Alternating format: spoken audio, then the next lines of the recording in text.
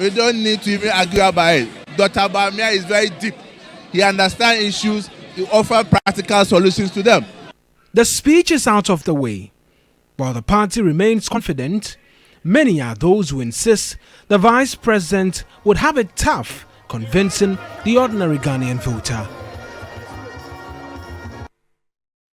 Meanwhile, the Vice President has shockingly disclosed that the economic management team which he heads is merely an advisory body to the government and does not have any decision-making powers.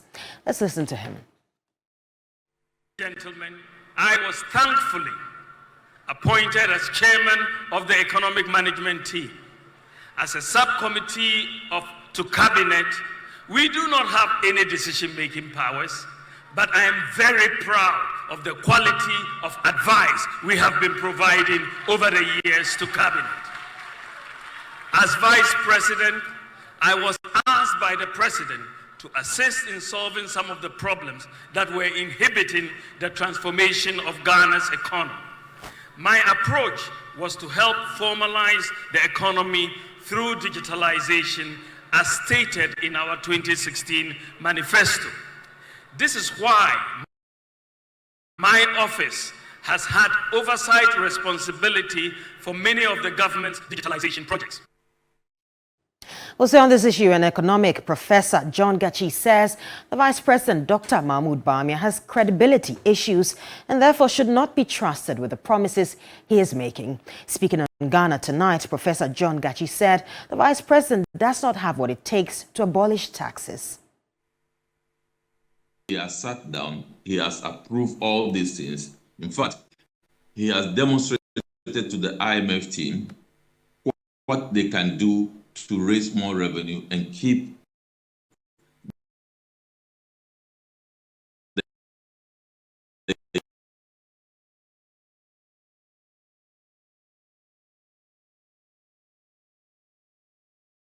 economy moving. The solutions he has revenue are the economy. And he can't come back and say that I will not implement it. It's just a political strategy they have put in place. But it is too late in the day. We didn't hear so much about economic management team. It was Dr. Bawumia who created the impression that the economic management team is the one managing the economy. So, having said all this, and that is now an albatross on his head, not come forward to say that they don't make decision. We all do know that if you are a subcommittee, you recommend. So it is the recommendation of Dr. Bawumia's economic management team.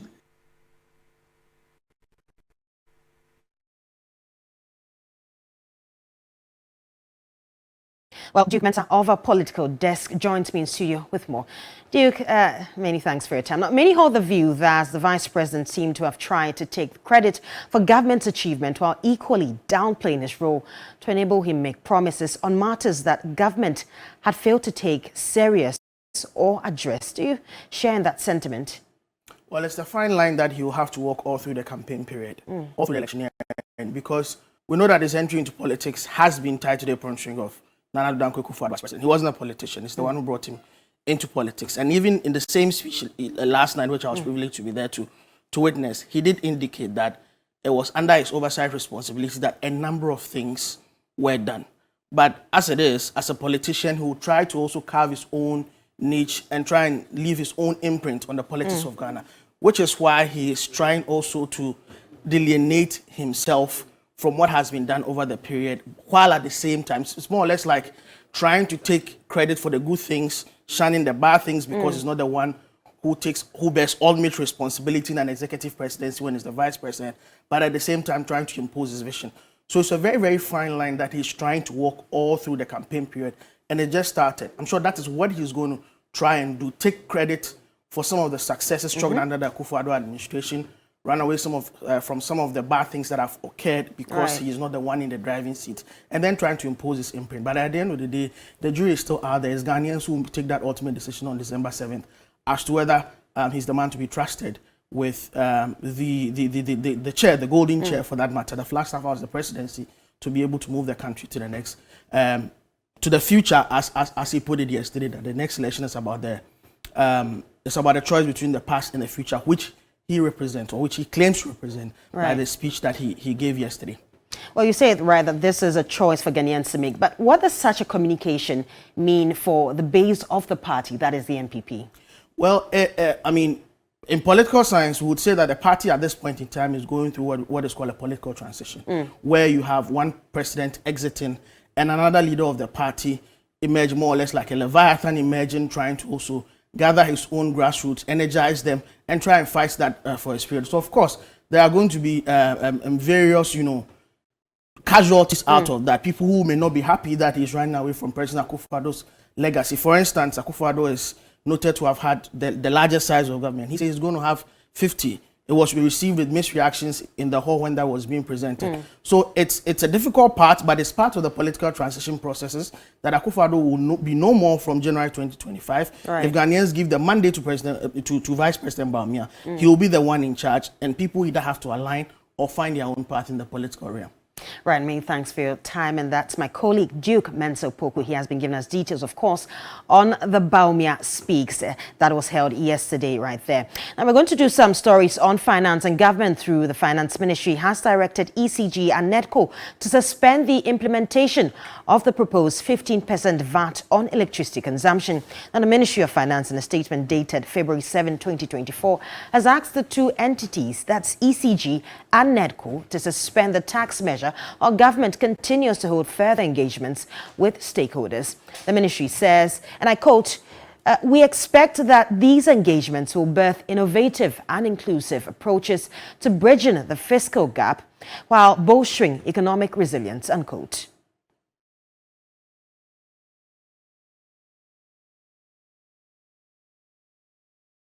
Now, flag bearer of the NDC is lashing out at the MPP administration for promising Ghanaians heaven but delivering hell. In a rather frontal response to the MPP, John Dramani Mahama says a government that is deceitful does not deserve the mandate of the people. I didn't come and stand before you Ghanaians and say that it's Kufuor and Rawlings and Mills and the preceding governments that did it. What did I say in Parliament that day? I said I take responsibility because that's what you elected me to do, and I will fix it.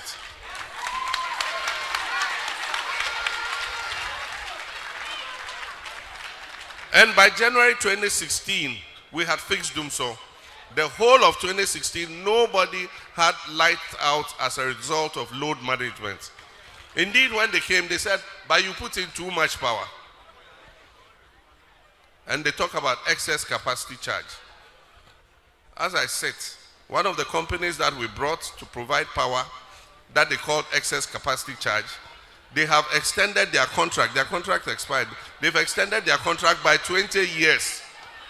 So if it was excess capacity charge, you tell the people, thank you very much. We have more than enough. Bye-bye, take your machine and go.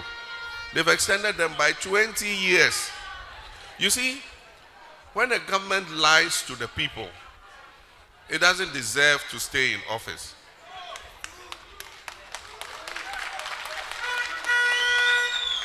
Because you must tell the people the truth. And that is what has always been the principle of the NDC. That we say exactly what we can do for the people. And when we come, we do what we said we will do. We don't go promising heaven and deliver hell.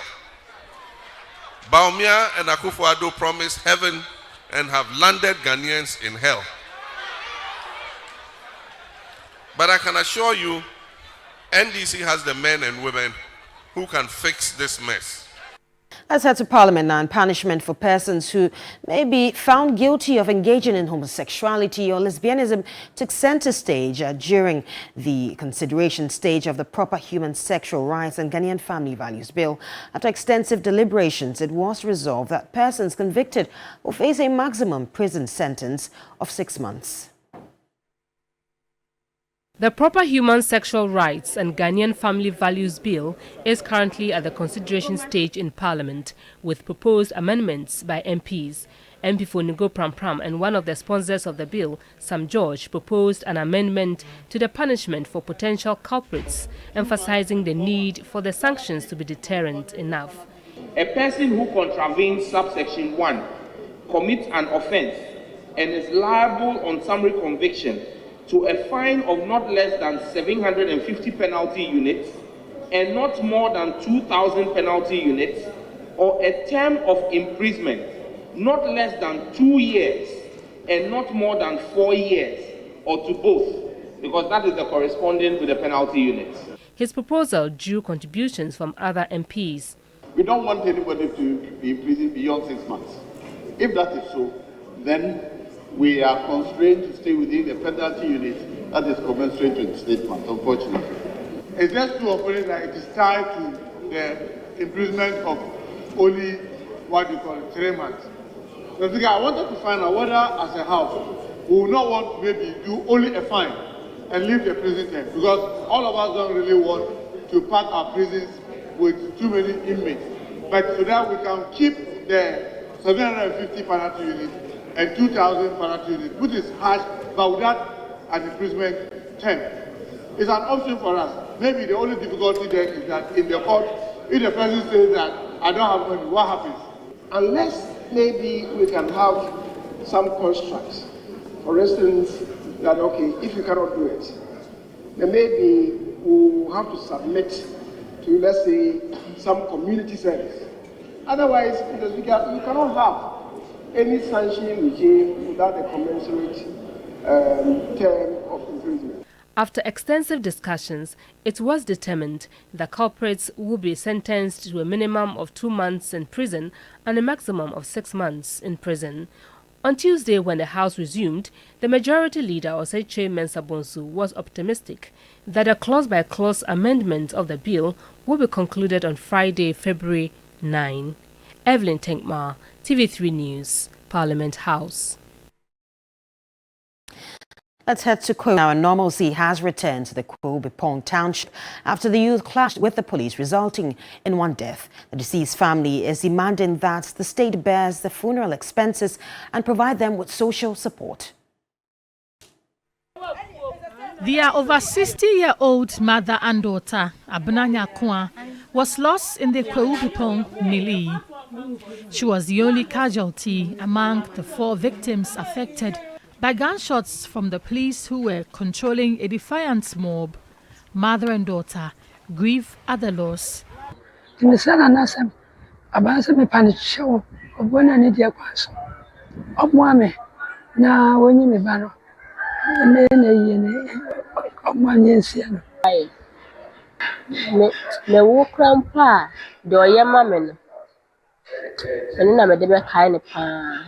So,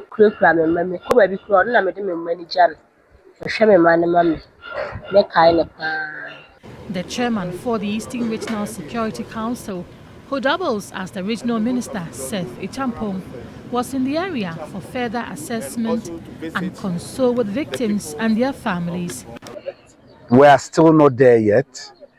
A lot needs to be done, and we will succeed when we all appreciate that whatever happened, we need to put it behind us and forge ahead as one united community and help address the ills.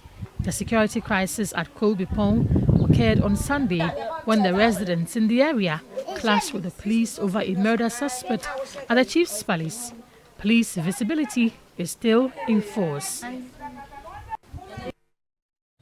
Now, before we go, the leader of the new force, Nana Kwame Bediako, has promised to introduce a regional industrial revolution in each of the 16 regions and promote the welfare of journalists if elected in 2024. He gave the assurance when he called on the Ghana Journalists Association in Accra.